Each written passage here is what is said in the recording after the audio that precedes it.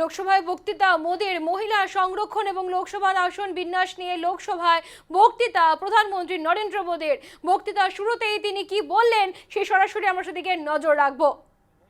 टुकड़ों में हम निर्णय कर सकते हैं और इसलिए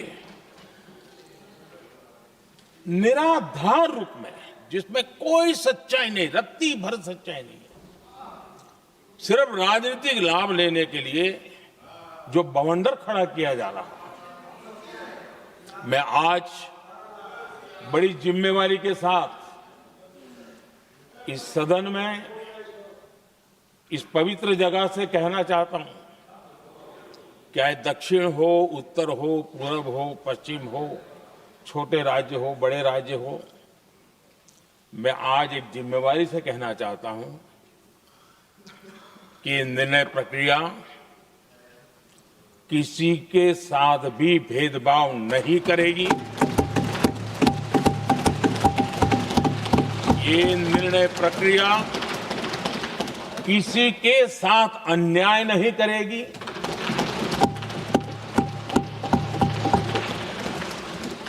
भूतकाल में जो सरकारें रही और जिनके कालखंड में जो परिसीमन हुआ और जो अनुपात उस समय से चला आ रहा है, उस अनुपात में भी कोई बदलाव नहीं होगा और वृद्धि भी उसी अनुपात में होगी।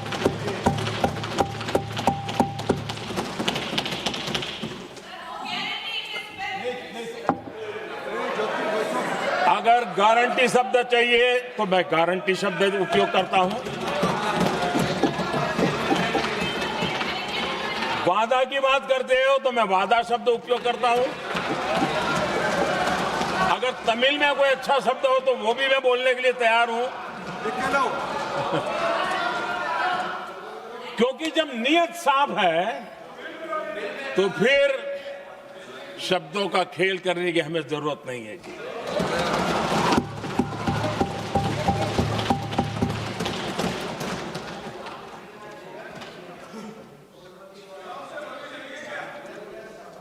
आदरणीय अध्यक्ष जी,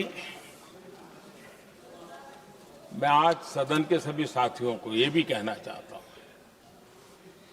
कि साथियों, हम भ्रम में न रहे,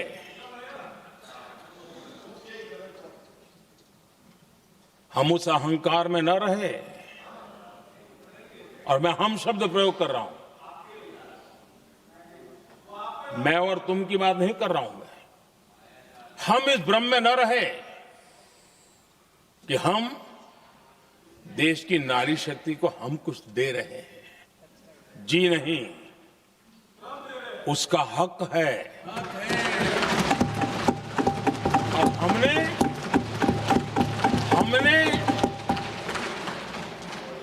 कई दशकों से उसको रोका हुआ है। आज उसका प्रायश्चित करके हमें उस पाप में से मुक्ति पाने का यह अवसर है।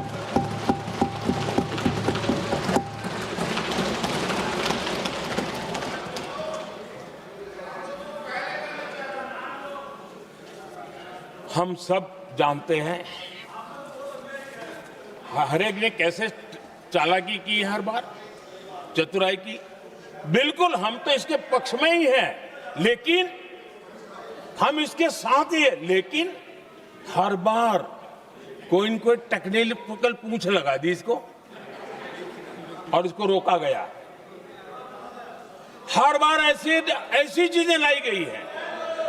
हिम्मत नहीं है कि हम 33% महिलाओं के आरक्षण का विरोध कर पाए। वो तो जमाना चला गया, आपको करना नहीं है, लेकिन कहने की हिम्मत भी नहीं है। और इसलिए टेक्निकल बहानेबाजी, ये करो तो ये, वो करो तो वो, डिगरा करो। अब देश की नारी को नहीं समझा पाओगे। सदन में नंबर का खेल क्या होता है वो तो समय तय करेगा, लेकिन ये पक्का है कि अब इन भांति भांति के बहानेबाजी, भांति भांति टेक्निकल मुद्दों के आधार पर चीजों को उलझा करके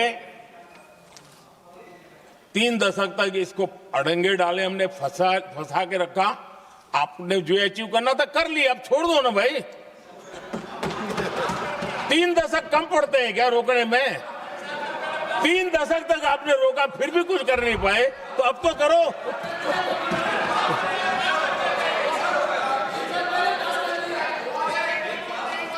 आदरणीय अध्यक्ष जी,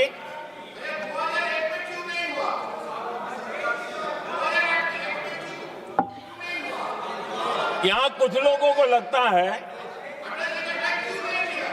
आदरणीय अध्यक्ष, यहां कुछ लोगों को लगता है इसमें कहीं न कहीं मोदी का राजनीतिक स्वार्थ है।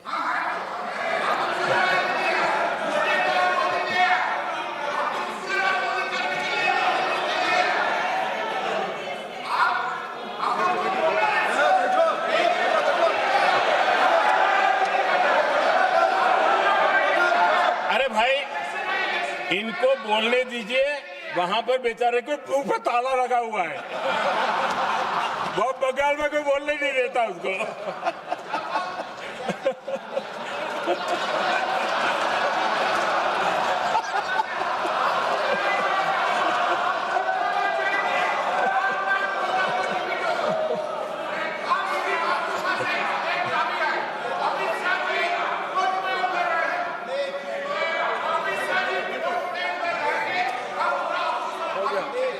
आदरणीय अध्यक्ष जी,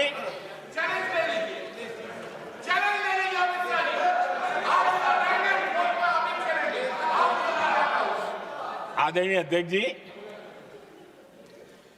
देखिए, इसका अगर विरोध करेंगे तो स्वाभाविक है कि राजनीतिक लाभ मुझे होगा,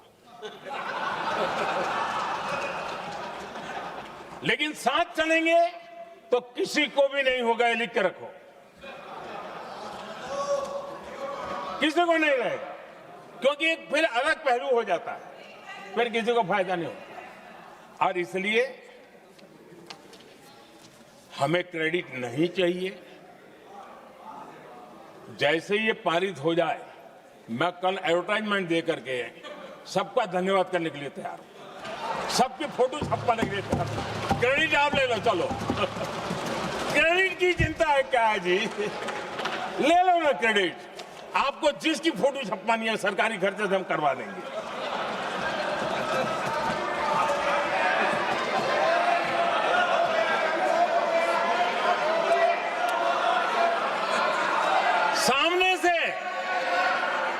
सामने से क्रेडिट का ब्लैंक चेक आपको दे रहा हूं।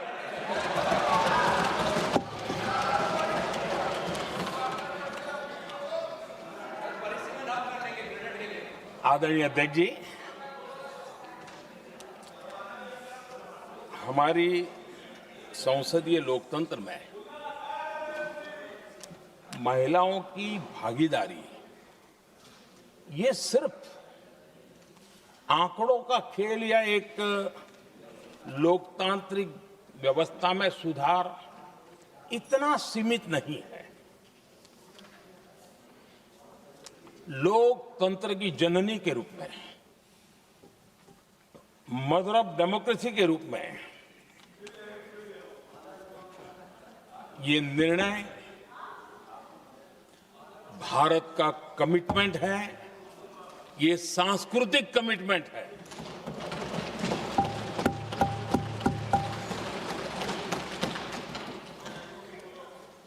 और इसी कमिटमेंट के कारण पंचायतों में ये व्यवस्था बनी और अब तो 20 से अधिक राज्य है जहां 50% हुआ है।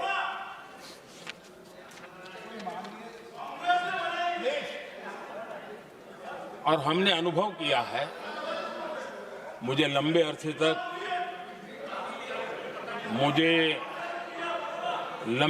तक मुख्यमंत्री के रूप में सेवा करने का जनता ने अवसर दिया और उसी कालखंड में ग्रासरूट लेवल पर विमेन लीडरशिप को मैंने देखा है।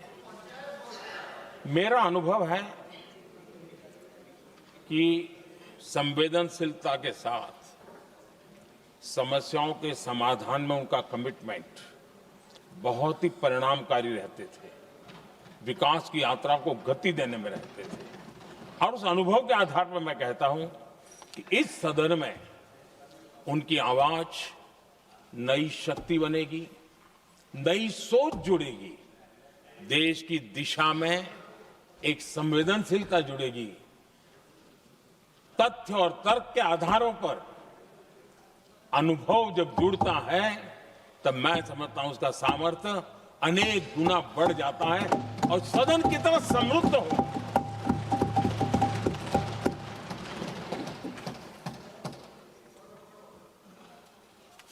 आदरणीय अध्यक्ष जी, हमारे देश में अनुभवी नारी शक्ति की कोई कमी नहीं है, सामर्थ्यवान में कोई कमी नहीं। हम भरोसा करें वे कंट्रीब्यूट करेंगे, बहुत अच्छा कंट्रीब्यूट करेंगे।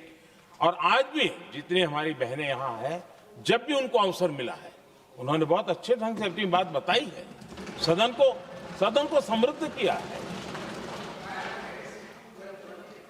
आदरणीय अध्यक्ष जी, आज देश में वर्तमान में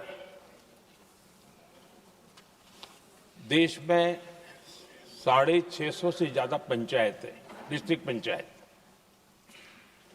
करीब 250 महिलाएं उसका नेतृत्व कर रही, और केंद्र के कैबिनेट मिनिस्टर से ज्यादा उनके पास जिम्मेवारी और धन और व्यवस्था होती है, काम करती है जी। करीब 6,700 ब्लॉक पंचायतों में 2700 से अधिक ब्लॉक पंचायत ऐसी हैं जिसका नेतृत्व महिलाओं के हाथ में। आज देश में 900 से अधिक शहरों में अर्बन लोकल बॉडीज की हेड के रूप में मेयर्स हो या स्टैंडिंग कमेटी का काम देखने वाली बहनें हैं, उनकी ताकत है। और मैं मानता हूं कि आज देश जो प्रगति कर रहा है उस प्रगति में इनका भी महत्वपूर्ण योगदान है। उस ऋण को हमें स्वीकार करने का ये अवसर है। और जब ये अनुभव सदन के साथ जुड़ेगा तब वो अनेक गुना ताकत बढ़ा देगा। आदरणीय अध्यक्ष जी, एक लंबी प्रतीक्षा एंड एक प्रकार से हम सबके लिए सवालिया निशान पैदा हो, ऐसी परिस्थिति हम ही लोगों ने पैदा की है।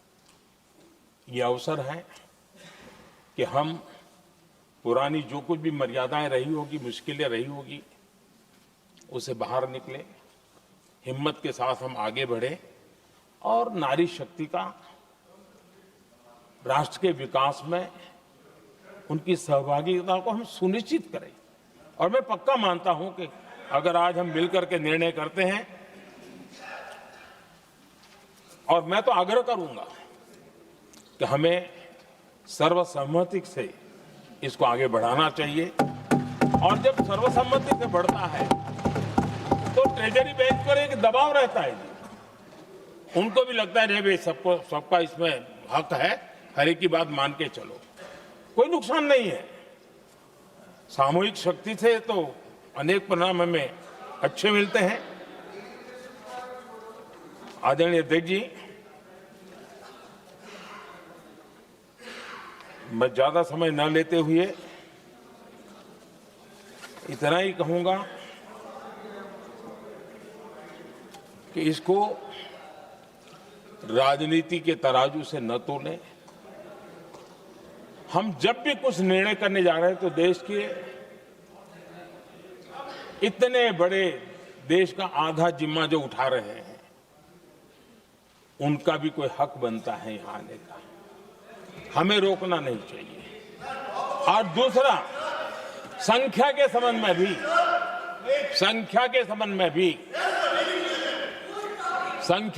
में भी एक मत पहले से बनता आया था, चर्चा थी कि साहब ये जो है इनका कम मत करो, अधिक कर दो तो जल्दी हो जाएगा। वो अधिक वाला विषय वो आया है कि चलो भाई पैसे जो संख्या थी 33% और बढ़ा दो, ताकि किसी को ऐसा न लगे कि मेरा हक चला गया। एक नई शक्ति जुड़ेगी, अतिरिक्त शक्ति जुड़ेगी। और अब सदन की रचना भी तो अब पहले से हमने सोच के रखा है, जगह तो बना ली है। और आदरणीय अध्यक्ष जी, मैं लाइटर में मैं जरूर कहना चाहूंगा, हर एक के अपने राजनीतिक कारण होते हैं और पराजय का डर जरा हैरान करने वाला होता है। लेकिन अपने यहाँ जब कोई भी शुभ काम होता है उसको नजर न लग जाए, इसलिए काला टीका लगाने की परंपरा है। मैं आपका धन्यवाद करता हूं काला टीका लगाने के लिए। बहुत बहुत धन्यवाद।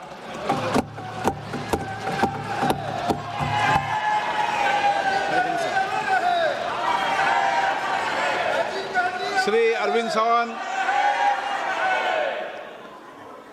श्री अरविंद सावंत।